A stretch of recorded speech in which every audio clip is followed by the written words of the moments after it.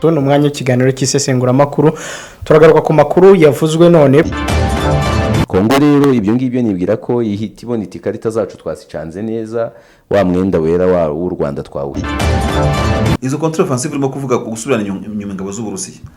Byukuri urebye agatuza ka Ukraine nubwo washyiramo NATO ugashyiramo n'iki kuva kuwa mbere kugeza kuwa gatanu kuri Primo Media Rwanda. Twongeye kubasuhuza turabifuriza kugira ibihe byiza nshuti mukurikiye gahunda za Primo Media Rwanda. Twizere ko muri amahoro aho muherereye.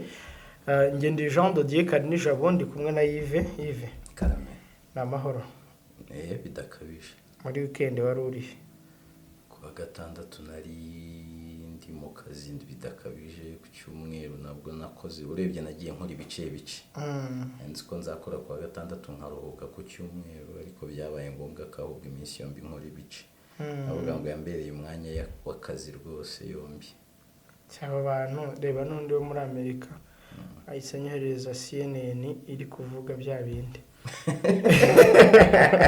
turabigaruka iyo nkuru igiye guhedinga inkuru mu bitangazamakuru byose bikomeye mu isi niko ayisambwira ati ibi bintu byereke Musisi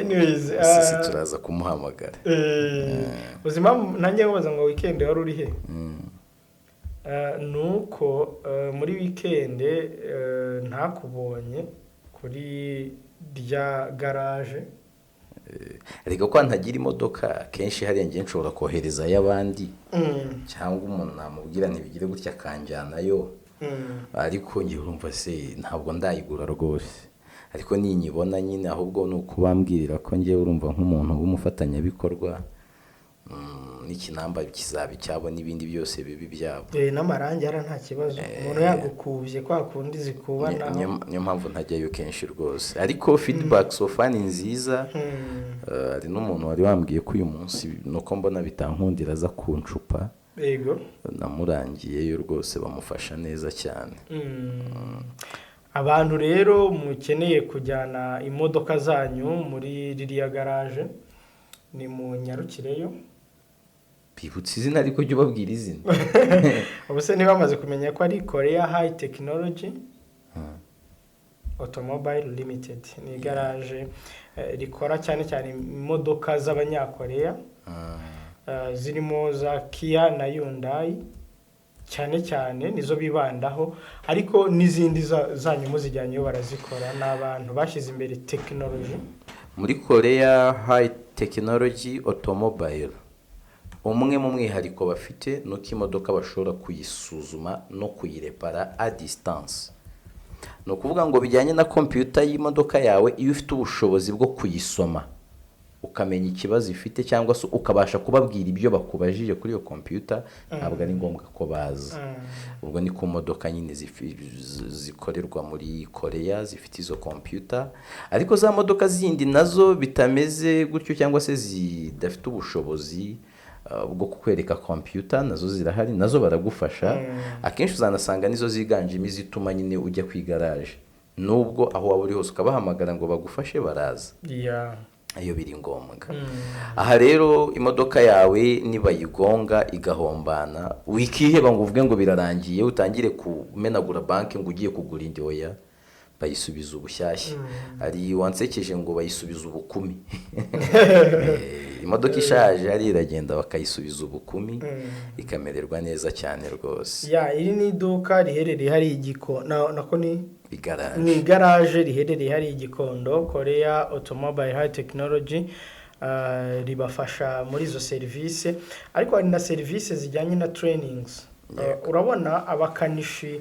n'amashuri yigisha ibijyanye na mechanique automobile ntago amwe muri yaramenya ko ari technique automobile biracyari mechanique automobile muhindure rero ni technique automobile kuko imodoka z'ubu ngubu hari is all about techniques hari umugabo ejo bundi w'inshuti yanjye yarampamagaye arambwira ngo yataye kontake ngo kandi gufungura imodoka ntabwo biri kwemera arambwira tubigishoboka nuko bakuramo computer y'imodoka bakayijyana kugira ngo bongere bacure indi kontake kera rero byari ibintu bya mekanike byo guhita curugi.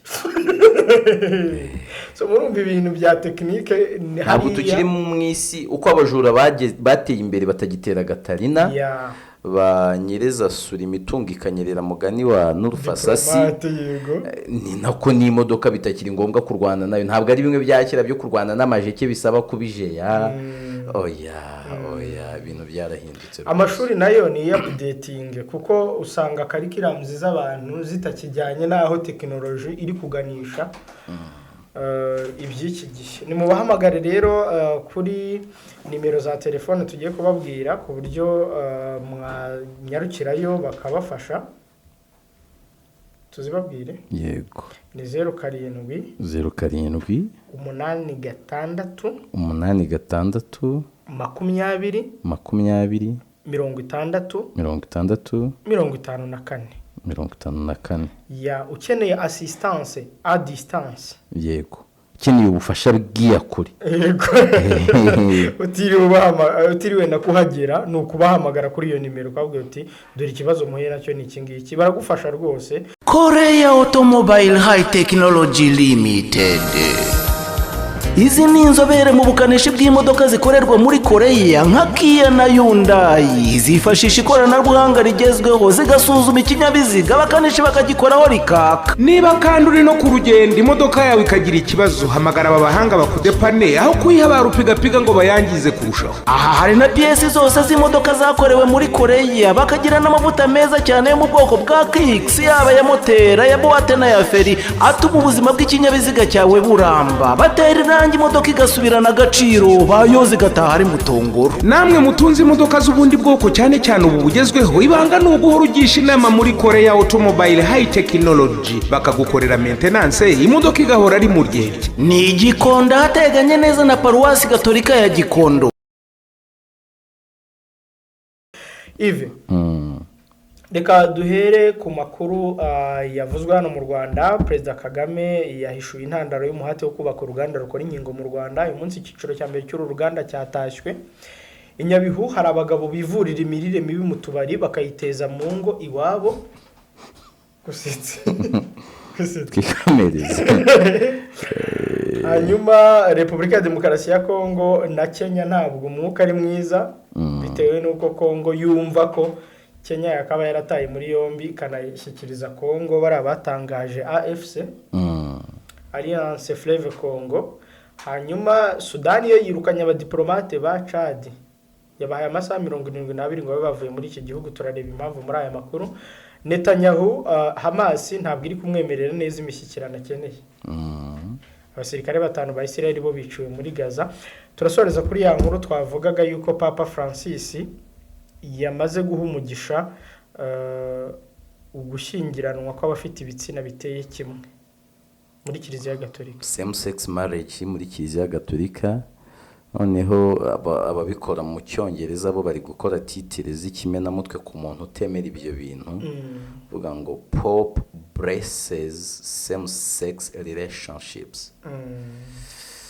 Cyangwa se Pope Francis allows priest to bless same sex relationships.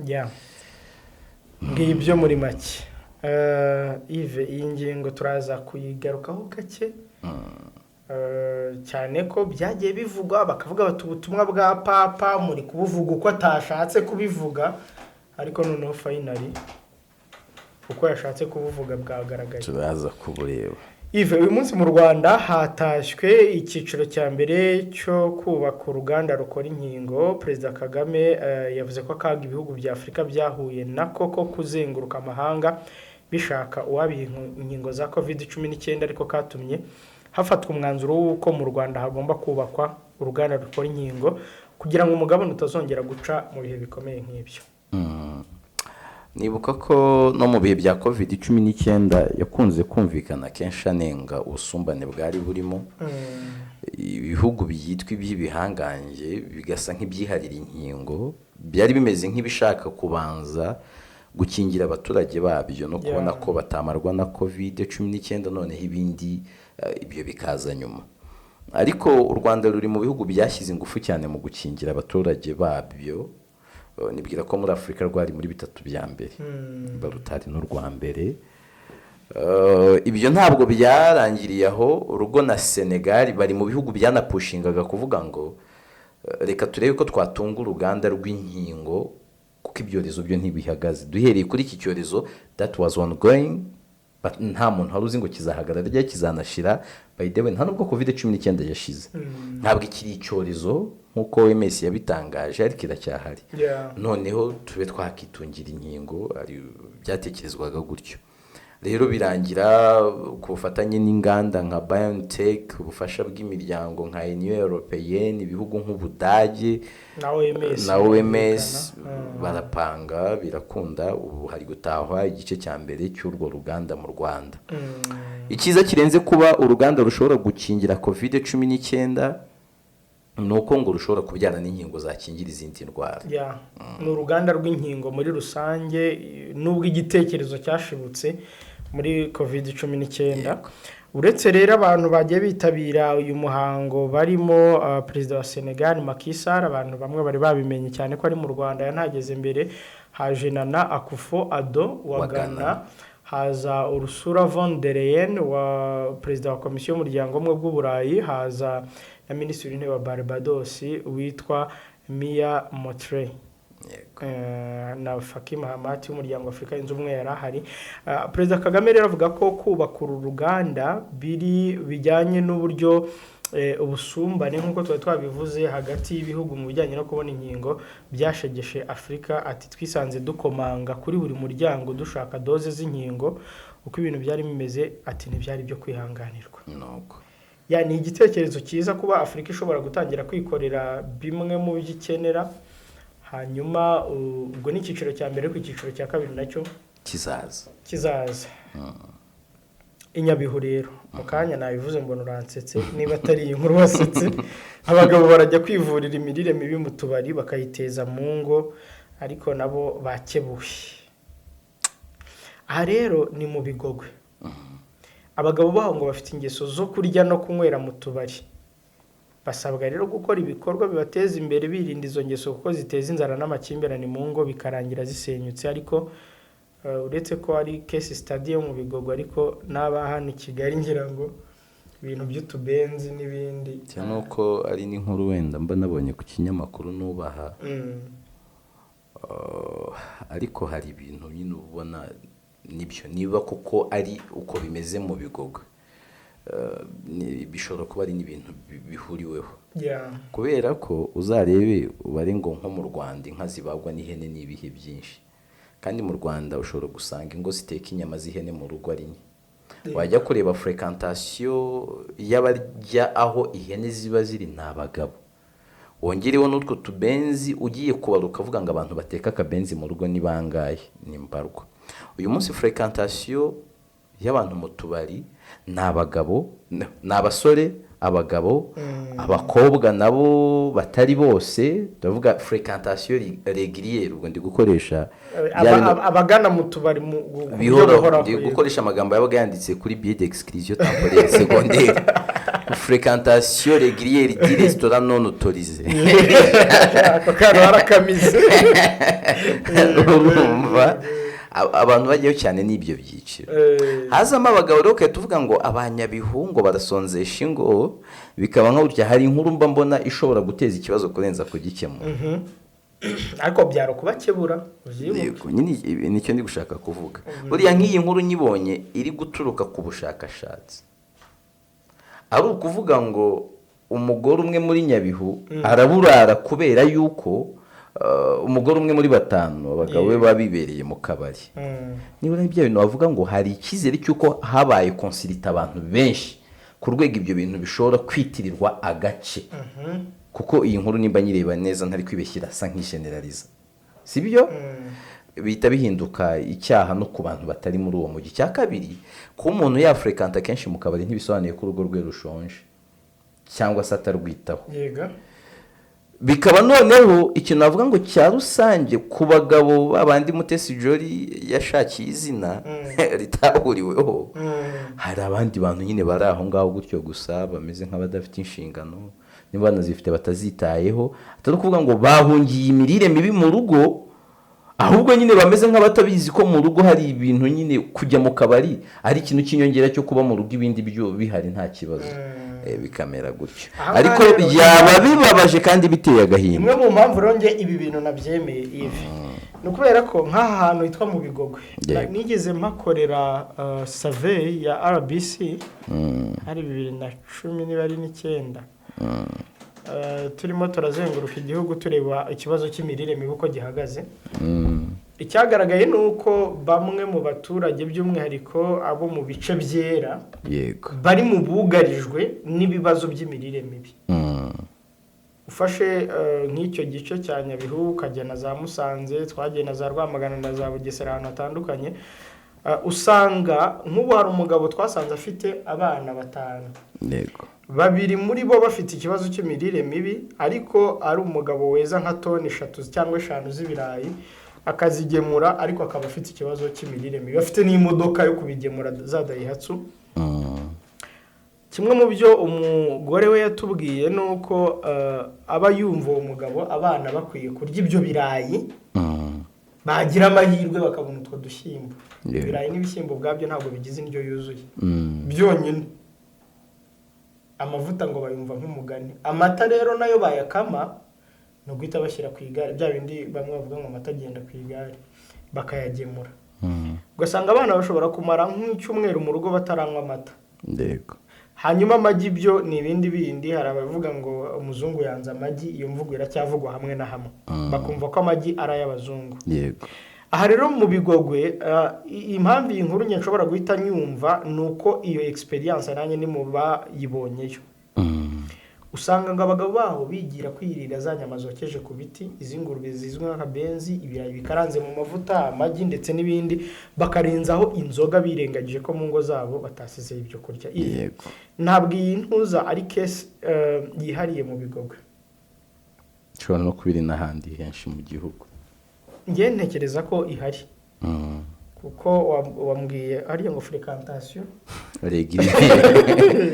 abantu bafrekanta utubari abenshi n'abagabo rwose, n'abagabo, abasore n'abakobwa, ariko muri no minsi by'umwihariko muri Kigali abakobwa bafite ubwitabire rwose bwiza cyane mu tubari.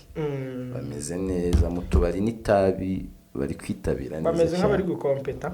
Anyways, iki kibazo cy'igwingira n'imirire mibi, Nyamasheke imibare iheruka igaragaza ko ari iri ku isonga, akarere ka Nyamasheke, ariko iyo urebye imbaraga zishyirwa mu kugikemura ubona zigenda zicika intege nazo.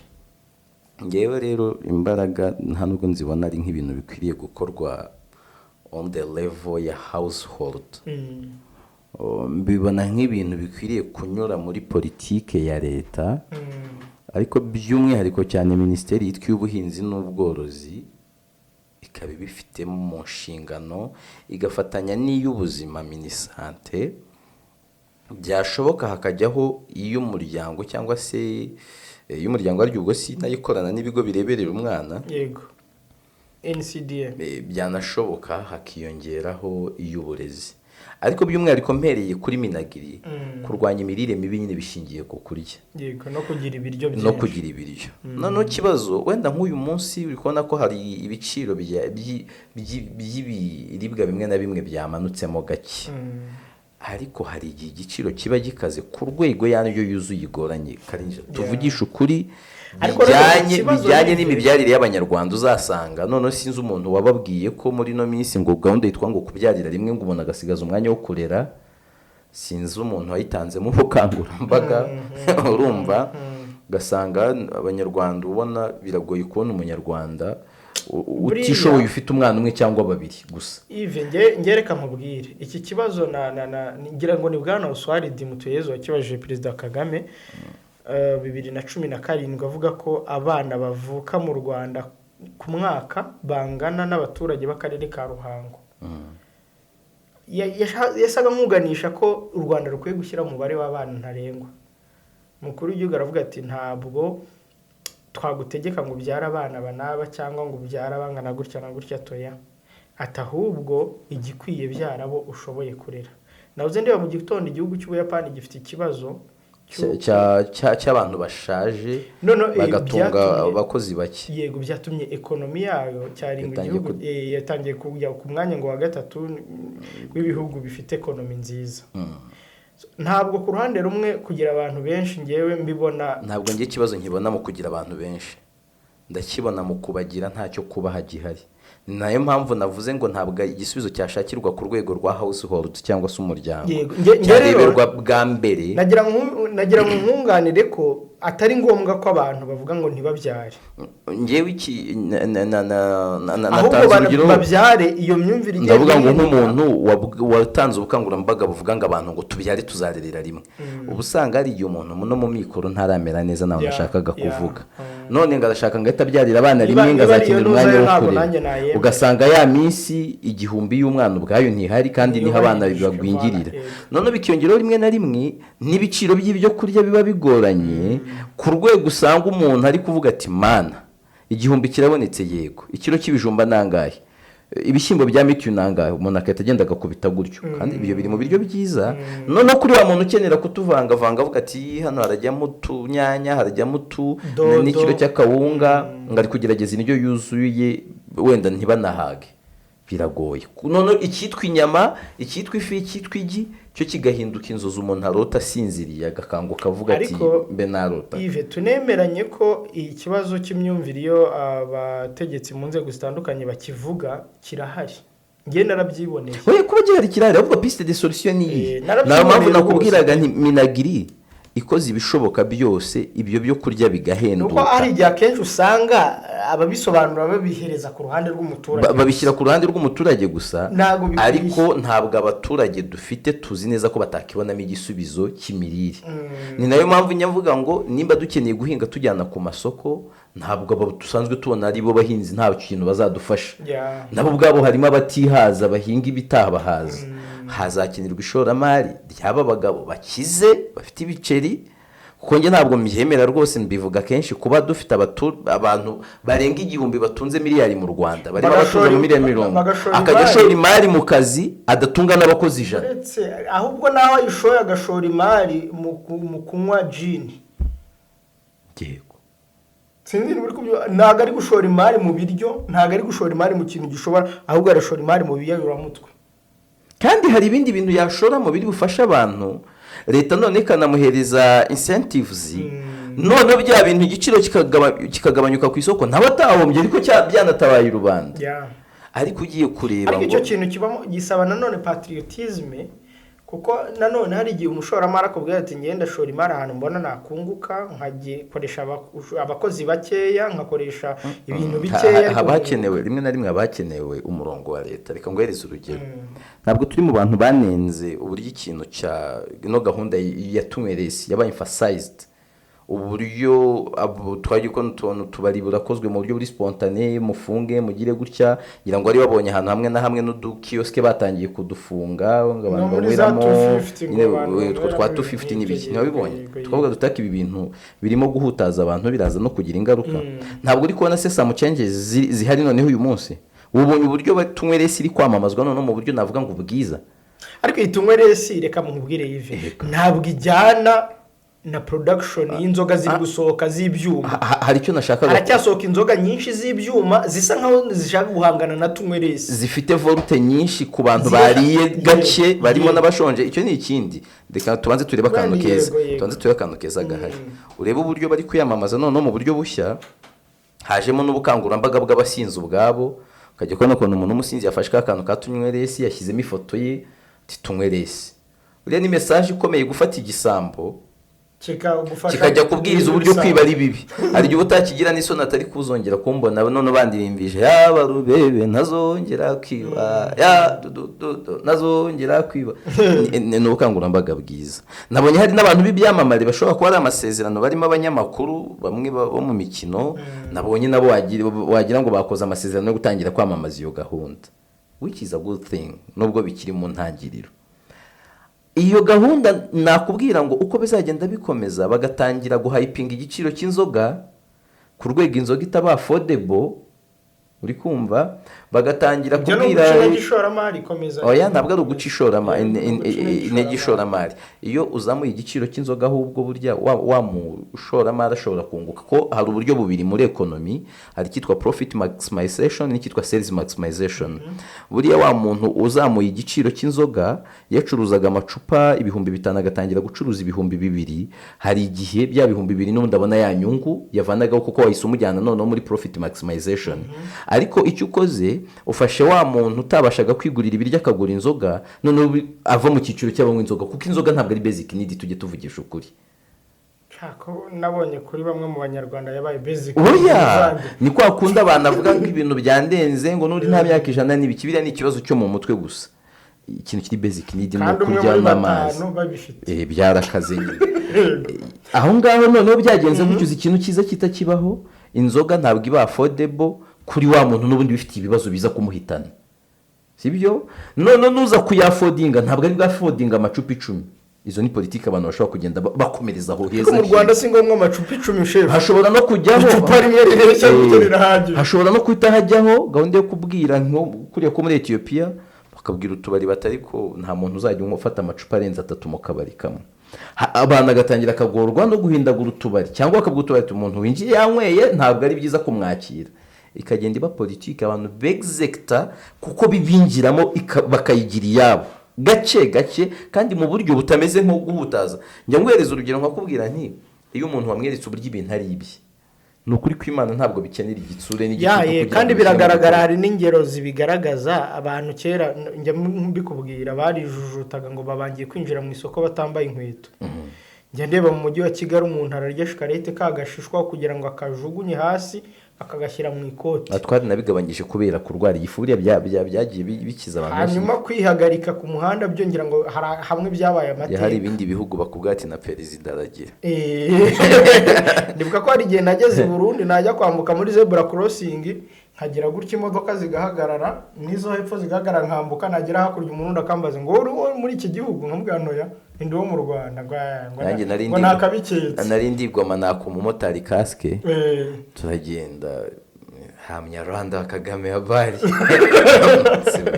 kubera ko watse kasike ko navuze ikinyarwanda achaka iki abaza ntabwo ndi umunyarwanda uko umunyarwanda kuna mtu mwingine mwenye anaweza uliza kasike hapa kaka urumva hari ibintu bizagenda bijya mu bantu iyo ntuza wari utanze ni nziza cyane iyo nzira yakwifashishwa reka twizere ko bishinzwe anyway hariya tugeze twe twibereye Nyabihu mu bintu by'amaburushi n'amabenzi naho ngaho twabihereye twerekana ko nyine ibyo ngibyo hari ibintu byinshi byafekta tugenda tureba naho byeri zijya n'ibiciro nuko reka tuvanga ibyo byose n'ibitekerezo tuba tuvuze bizanywe nuko twari turimo ku bintu by'imirire ariko ibi bintu by'imirire yive tutarabisoza ngira ngo birakwiye ko hari gahunda leta yazanye yitwaga tujyanemo sinzi niba igihari tujyanemo NCDA tujyanemo Minisiteri y'Ubuzima tujyanemo Minagiri tujyanemo inzego z'ibanze tujyanemo kugira ngo bise nkaho ibi bintu bigenda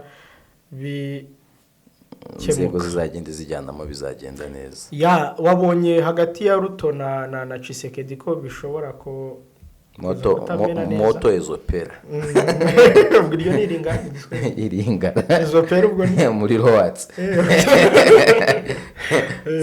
King James agenda twigishamo gake nyuma y'uko rero Corneille Nangaa wahoze ari umukuru wa komisiyo y'amatora muri Congo na Bertrand Bisimwa kuri M23 n'abandi bagaragaye batangiza ihuriro ryiswe Alliance Fleuve Congo muri Nairobi muri Serena yaho Repubulika ya Demokarasi ya Kongo binyuze muri Minisiteri y'Ububanyi n'Amahanga ndetse n'ubuvugizi bwa guverinoma gisaba kenshi bisobanuro kwa Christopher Rutundura yego basaba ibisobanuro guverinoma ya Nairobi ariko uyu mugabo witwa William Ruto ati ntabwo ngiye nshobora gufunga umuntu kuko yasohoye itangazo ati na hano muri Kenya hari abantu birirwa basohora amatangazo yo kunyamagana ndi perezida wa Kenya ati none umuntu arasohora itangazo ryo kwamagana igihugu kiri mu birometero bimwe namukunze ngiye urumva Kenya hari uburyo imeze mu ugereranyije n'ibi bihugu byo muri aka karere Kenya kujya hari ugasakoza ukavuga ibyo ushaka ntacyo biba bibwiye umutegetsi kandi ntabwo Ruto ntazabeshya abantu ngo niwe ubizanye. Twarabibonye kwa Moi Kibaki nubwo barengera abantu bakicana, twarabibonye kwa Kenyatta, turi kubireba kwa Dr Samuel William Ruto. Nuko bimeze, abantu baramunenga, baravuga ibyo bashaka, kujya gufunga abantu none barimo n'abafite ibyangombwa by'uko ari impunzi, harimo n'abandi baje aho ngaho ariko musanzwe mu mishyikirano yo kubahuza n'abandi nubwo inama nyinshi badatumirwamo. Ntabwo ibyo ari ibyo gupfa gufungira. Nuko Kongo mbona bahise barakara byihuse cyane bijyanye n'igihe iri tangazo ryaziye n'ibihe igihugu kirimo imbere iminsi ngahe ngo amatora abe. Nabonaga Christophe Rutundu uravuga ati bazirengera ingaruka kandi ko Kongo yararakita inatumiza ambasaderi wabo muri Kenya, biranavuga ko ishobora kwirukana ambasaderi wa Kenya muri Kongo. Ubona ko byazanye diplomatic law ariko nibwira ko izakemuka. Ariko diplomatically nawe Yves ntabwo ntekereza ko wakwishima uri igihugu ukabona ikindi wenda muturanye cyangwa mukorana wita inshuti mu byo muturanye. Kuko mu bituranye na Kongo harimo bibiri, Kongo ibireba iryinyo rigakora Uganda n'u Rwanda, hakabamo ikindi Burundi basa nkaho bari kubanamo neza muri no minsi, hakaba ikindi babanye neza mu buryo burambye ariko nacyo gihora gicecetse mu bintu byo mu karere cy'ukuntu Tanzania iba yimereye. Imeze nka wa mwana w'imfubyi uri mu bana bari kurata imigati ya base na banyina, wicecekera akabihorera mu karata ibyanya ariko nawe azi uko ibindi bintu ari kwitaho uko bimeze. Ariko nayo iyo mwibeshye mukayigira ibyo mutumvikanaho wabibaza witwa Idi Amin Dada. Nuko nguko biba bimeze. Ariko noneho akaba Kenya yari ibereye hariya yifite ishoramari muri Kongo, barumvikanye imikoranire by'amabanki, bayihaye uturaka two guhugura no gutoza abasirikare. Ibintu bigenda bihinduka gake gake. Kenya iterekana ibimenyetso, yari n'umuhuza mu bya M23 na FRDC. None kabaye ahubwo ubu ngewe nyuma y'uko hariyo diplomatic law ndibaza ubu amasezerano ya Nairobi Kongo izayagumamo, ese niba ibindi biganiro izabatega amatwi aba Banyakenya bizagenda gute sinzi. Ariko William Ruto ejo ku cyumweru yagiranye ikiganiro n'abanyamakuru, arababwira ati ngewe tibasohora hano itangazo ati Kongo itubaza niba tudashobora kubafunga. Ati nuko ndababwira ni Kenya ni demokarasi, ntabwo twafata umuntu kuko yasohoye itangazo dufata abanyabyaha. Gusohora itangazo ntabwo bigize icyaha.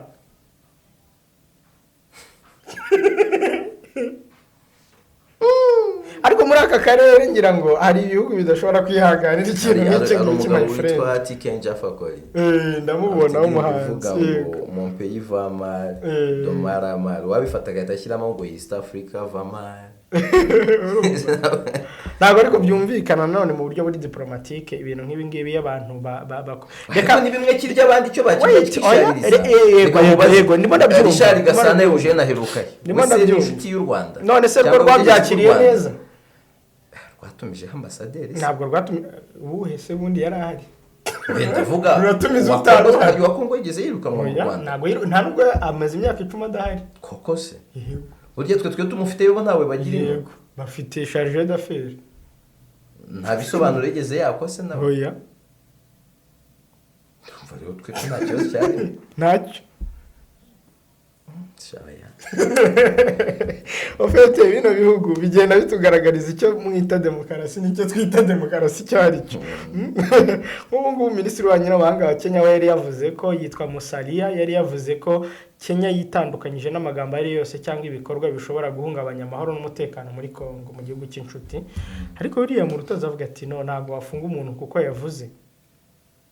Ariko njye nibyo nekubwira Yves, ntabwo muri diplomasi ibintu nk'ibi byo kwifatanya n'abarwanya runaka ntabwo bifatanyije ari. Listen, ntabwo ari cyo kwifatanya no kutifatanya, ariko babitangarije mu gihugu cyawe, nta nubwo ushobora kuvuga uti ibyabaye nta ruhare leta ya Kenya bifitemo. Uretse kutanabivuga ngo nta ruhare bifitemo, wabaye platform yawe bitangariza. Kenya nako Kongo yabaye nka mwana murizo udakurwa urutozi. Bigeze izajya inavuga ibintu biri diplomatically right. Mwarangiza mukabirenze ngo ahubwo iri hafi kugira igihe izajya ijya kuvugira ibintu kuri. Ukuvuga ngo nko mu karere nta bintu uyu munsi yapfa kuvugana n'u Rwanda. Yego. Ibihugu byombi byerura ko rwose umubano bambye ku musaraba.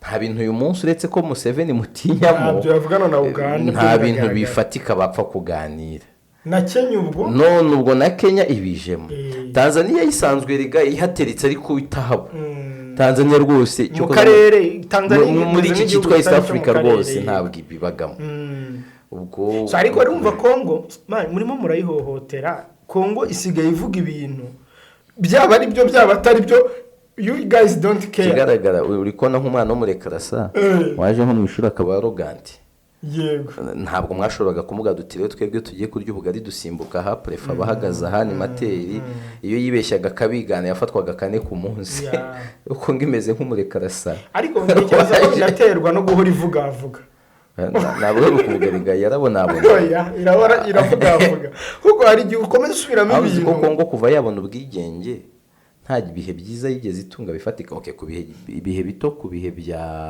Mobutu Sese Seko bigeze gutuza mu gake ariko igihe kiragira ibintu birazamba inyeshyamba ziravuka none mu bihe bye bya nyuma mu myaka ya za 90 ba Joseph Kabila baramuhagurukanye barakubitagura uravuga Roland Mobutu Sese Seko ngwendo azabanga Roland Desire Kabila azarasekura buriya nabantu za baraza uyu Che Guevara buriya yanyuze Tanzania muri Tanganyika yise ngo nafande 3 hajya kubafasha bibaye ubusa Kongo rero niyo bamubwira ngo ariko nanone ni isomo niba umuntu ahora repeta imvugo mu karere ageraho akaba nubwo yaba atari we kibazo akagaragara nk'aho ari we kibazo ni nako bigenda mu buzima busanzwe iyo umuntu aguprovoka ukareactinga cyane agatuza ariko diplomatically ibi ni ikibazo birebeye mu buryo bwa diplomasi ni ikibazo kuba igihugu gishobora kwemera gucumbikira abakurwanya kesa swa bitwa cyangwa biyita impunzi baba ari n'abantu bari mu buryo mu gihugu mu buryo buri legal n'ubu banatangarije ibijyanye n'uruhembe rw'umuheto ntabwo ibyo biba diplomatically ibingibi ni ikibazo pe nubwo Kongo tutayumva cyangwa mutayumva twigire muri Sudani naho abadiplomate ngo ba Chad bose birukanywe leta ya Sudani yabaha amasaha 72 ngo babe bavuye muri iki gihugu ni icyemezo cyafashwe mu rwego rwo kwihorera Chad ku itariki ya 16 z'uku kwezi yari yafashe icyemezo nayo cyo kwirukana abadiplomate ba Sudani ibategeka kuvinjamena mu masaha atarenze 72 ubutegetsi bw'iki gihugu bwasobanuye ko bwafashe icyemezo bitewe n'uko abayobozi babiri bo muri Sudani bashinja Chad kwivanga mu makimbirane yatumye ingabo za leta n'inyeshyamba za RSF ziyobona General Dagalo zijya mu ntambara iyi ntambara yo muri Sudani irimo iravugwamo ibihugu byinshi sintekereza ko bizagarukira kuri Chad na Sudani gusa kariya karere karimo na Uganda ivugwamo sinzi niba bizi Uganda kisanzwe ibintu bya Sudani bivugwamo kuva kera no mu kuvuka kwa Sudani y'Epfo ubona ko noneho aho binakomereye aka gace karimo Sudani na Ethiopia ko kazana ibibazo bikomeye kubera ubwabo nabo ntibameranye neza kubera Nile Blue Nile akazamo none n'ibyo byabo hagati ibihugu rero bishobora guca mu bantu bamwe na bamwe bigenda birwanisha bikabarwanisha n'ubutegetsi bagahangana hazazamo ibihugu byinshi cyane byo ntibyabo twigere kwa Netanyahu ariko ibi bintu byo muri Afrika rigiye bigeraho none ngiye nkumva ntabwo ari byo muri Afrika ibyo kwa Netanyahu se n'ibyo mu kahe karere ka Afrika oya ndavuga ibi byo muri Afrika bya Chad twari tuvuye urumva tuvuye muri Kongo na Kenya n'aka karere turazamutse ngo duteye umutaro tugeze muri Sudani dusanga na Uganda iravugwamo n'ibyo Ethiopia n'iki ubwo se amaherezo uraho ntaraho bukikera muri Afrika yacu ni ibibazo Netanyahu na Hamas bite Netanyahu na Hamas hari ibiganiro biri kubera byari bimaze iminsi bibera iyo siro muri Norvège ubu kuri iyi nshuro noneho biri kubera Warsaw muri Pologne byajemo noneho na CIA umuyobozi wa CIA yaje kugira ngo abafashe mu kuganira hariyo abayobozi ba Qatar ndetse n'abayobozi bo muri Israel waje avuye muri CIA bamwita Billy Burns umuyobozi wa CIA kuva muri 2021 mu kwa gatatu ifunoto kwa kane aza kubafasha. Urebye Netanyahu n'ubutegetsi bwe barashaka imishyikirano na Hamas kugira ngo haboneke agahenge ko gufungura abandi bantu nyuma y'uko Isiraheli yiciye abantu bayo ikeka ko ari ibyihebe, ndetse no kuba yarananiwe kugera aho Hamas yabahishe isa nkaho urwo rugamba yarutsinzwe byo yarabyakiriye. Ikintu rero ko biba mu nzira nziza, ariko Hamas ikagira impungenge zo kuvuga ngo nibyo Isiraheli ifite abantu bacu benshi kurenza abo dufite, nidukomeza ibi bintu twe twehereza abantu bayo tuzasigarana iyihe mpamvu ituma Isiraheli idakomeza kuturasaba. Niho abo muri Hamas bahera bavuga bati oya noneho twebwe nimutwemerere ko muhagaritse kuturasaho bya burundu nibwo tubabaha. Ukabona ko imishyikirano iracyagoranye, ariko buri ijwi rya Hamas rizajya ryumvikana binyuze mu ijwi rya Qatar. Intambara rero wari wanabikomojeho uvuga ko yakomeje kandi ikomeye. Ubu hapfuye abasirikare bandi 5 ba Isiraheli baguye muri Gaza. Uri kubona ko buri munsi haraboneka abasirikare ba Isiraheli bapfa, ariko noneho mu nama yabaye none habaye inama ya World Cabinet muri Isiraheli igamije kwigira guverinoma y'intambara, igamije kwiga cyane kuri Hezbollah, kuko Hezbollah imaze iminsi irwana na Isiraheli ariko bagasubizanya mu buryo bureshya. Ariko ejo Hezbollah yagabye ibitero 10 kandi ku bikorwa remezo bikomeye bya gisirikare. Ntabwo abantu bakibaza ngo kuki badatagitinga abantu benshi abapfa babaye bake. Isiraheli na Hezbollah kwa kurwana kenshi, ubwo ndavuga hagati ya Isiraheli na Libani. Amajyaruguru ya Isiraheli uretse kuba atagituwe cyane, ubu Isiraheli yamaze kwimura abaturage barenga 800,000 bavuga kari hagati.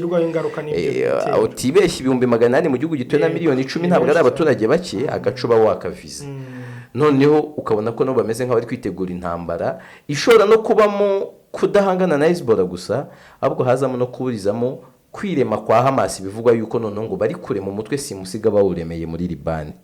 Ni muri ya proxy ubona ko Iran igenda irema ino mitwe hirya no hino, kuko Iran yo na Isiraheli ntabwo byegeranye ngo basekurane agatuza barebana. Iran iri hirya. Uriya ni nacyo ababatinye intwaro z'ukirimbuzi mwa kariya gace. Muri Isiraheli yazirasa muri Iran, Iran yazirasa muri Isiraheli, ko nka Gaza na Palestine baregeranye cyane ku rwego atari ibintu byoroshye. Ahubwo si intwaro kirimbuzi wayirasa aho gasigara. Yirasa hirya yawe. Ndavuga hariya muri karagace hariya biragoye, urabona baregeranye cyane Isiraheli na Palestine baranavanze. Rero biragoye ko hagati y'abantu. Bani se bura bayirasa bagasigara. Ntabwo mbitekereza. Bamwe buriya baregeranye cyane. Bafatanye cyane. Hanyuma se kuba aba basirikare ba Isiraheli barimo barakomeza gupfa, bivuze ko Isiraheli irimo iratsindwa. Ntabwo ariko mbyita. Isiraheli gutsindwa kwayo guteye gushingiye ko icyo ivuga kizaba umusozo w'intambara icyo biri obvious kitazakigeraho, ibyo twabita gutsindwa. Cya kindi cyo kuvuga ngo izarangiza Hamas, ibyo ntibishoboka, impossible mathematical. Ariko ibi bindi uvuze ngo iri gutsindwa ku rugamba, oya, buri umuntu wese muri kurwanira, ubu nanjye je tukarwanira iwawe muri salo. Nukuri kw'Imana ntabwo wansinda ndi kurwanira iwawe muri salo. Wansinda uteza akabati menara kawe, televiziyo mpanura ari yawe, imeza mvunara yawe, n'umugore nk'ubitari uwawe. Ntabwo bishoboka. Hariya mu buryo bw'igisirikare ntabwo Hamas iri gutsinda Isiraheli, ariko mu buryo bwa ideology no mu buryo bwa outcome y'intambara Hamas bishobora kuzarangira igeze ku kishaka kurenza Isiraheli. Hamas rero irashaka ko Palestine b'igihugu kigenga. Ibyo ngibyo ubona ko kugeza muri 1995 byasaga nk'ibishoboka, biza kugorana. 2012 biragorana, nyuma yaho byaragoranye, ariko ibi bihugu bibisaba ni byinshi.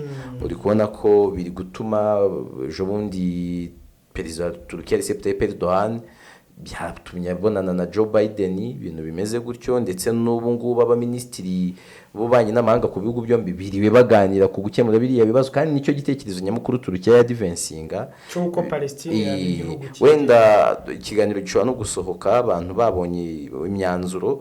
N'uyu munsi muri Loni hari amatora muri UN Security Council yo kureba none nimba Amerika yava kwizimika reka bagategeka Isiraheli guhagarika intambara. No kuvuga ngo ejo dushobora kuza tubona ibintu bishya. Reka dusoreze kuri Papa Francis. Papa Francis ibinyamakuru bitandukanye byagiye byandika ko yahaye umugisha abapadiri, cyangwa se yemereye abapadiri guha umugisha. Couple ubwo ni couple n'abakundana. Abakundana cyangwa bifuza kubana bafite ibitsina biteye kimwe. Ariko nahoze mbona ko itangazo rya Kiliziya ntabwo riri kubyita ubukwe. ngo ni ukubaha umugisha kubera ko nabo ari abantu b'Imana, ariko se uwo mugisha kudasanzwe muri Kiliziya Gatolika ngo ni ukubaha umugisha, to bless same sex couples, ntabwo ari same sex marriage.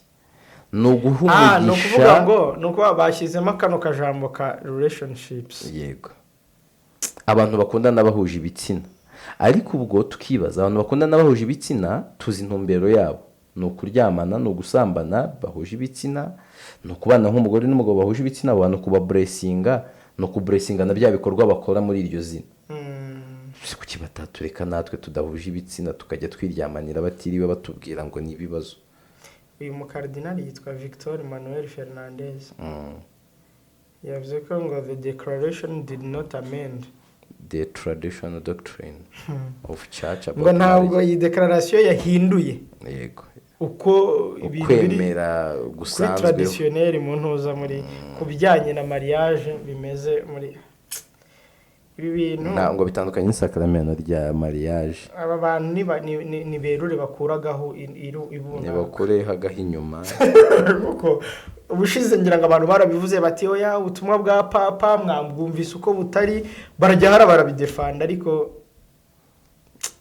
urebye n'ibyo ni bya bindi bavuga byo kugenda abantu batoza abandi, abantu bagenda bakira gake gake ugenda uzamura, ariko nibemere bakureho agahu. Banibaza umunsi bazabyemera.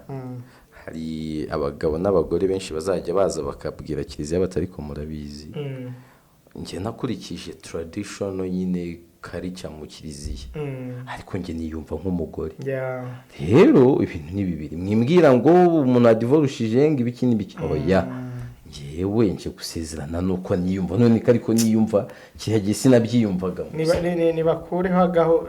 Reka tuvugishe gato Pastor Peter Musisi twumve. Pastor mwiriwe neza? Muri amahoro? Turashima.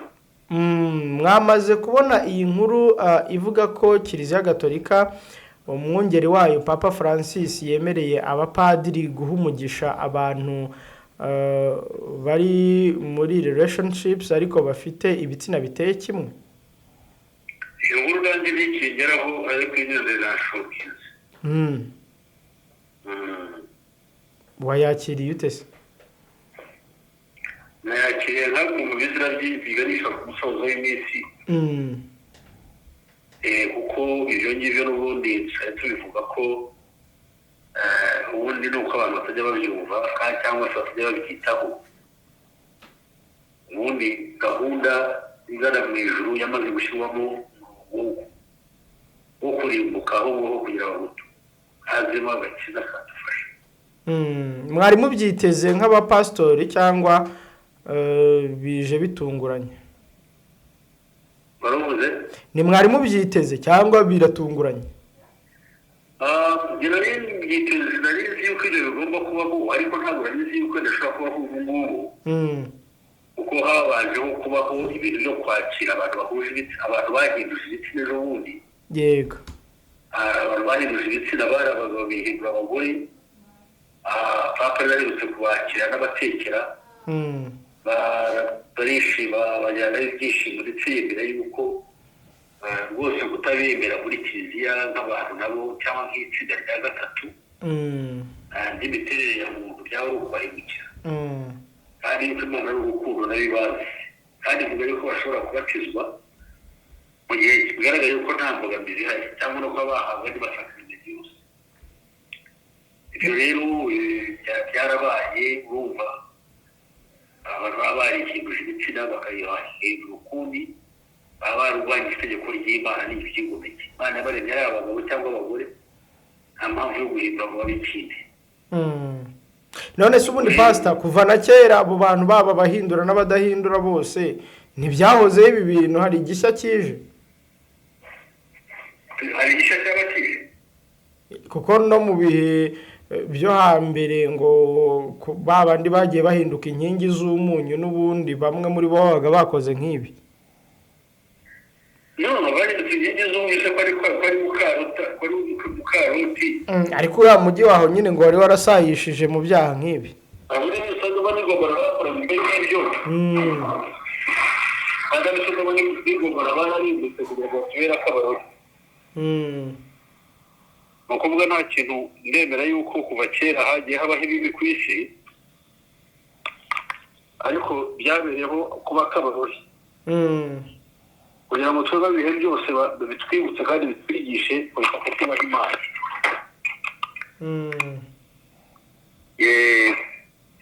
ni ukuvuga ko nta gishya rero mu by'ukuri ibi biriho n'ibyo byahozeho ni nabyo bizahoraho nk'uko Bibiliya nayo ibivuga.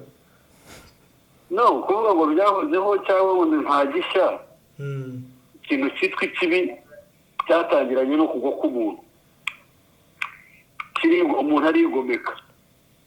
Noneho rero ibi bibayeho, birabaho mu gihe cy'uko abantu b'iki gihe bafatanya bateze umutego, iyo abantu bo hambere bakoze bakazira, twebwe turagerageza kubitagatifuza no kwemeza abantu yuko bakwiriye kubigenderamo nta nkomyi.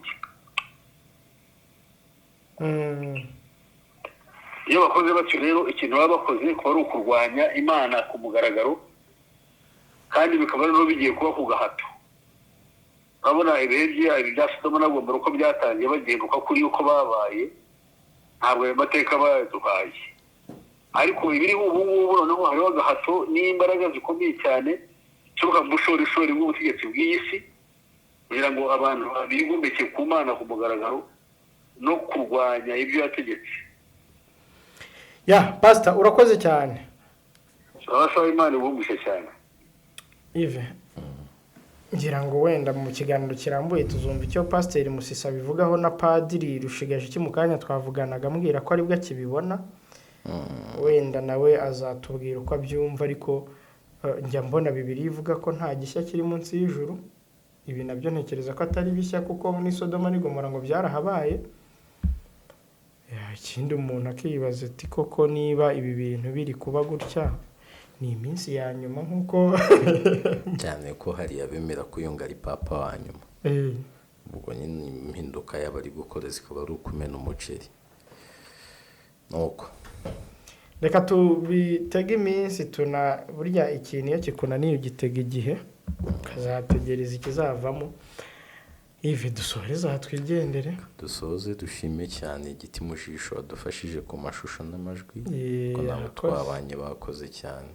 Wakoze giti.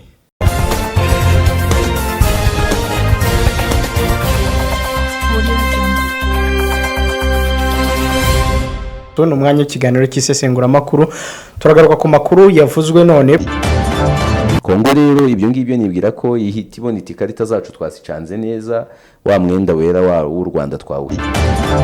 Izo contre offensive irimo kuvuga ku gusubirana inyuma ingabo z'Uburusiya. Byukuri urebye agatuza ka Ukraine nubwo washyiramo NATO ugashyiramo n'iki. Kuva kuwa mbere kugeza kuwa gatanu kuri Primo Media Rwanda.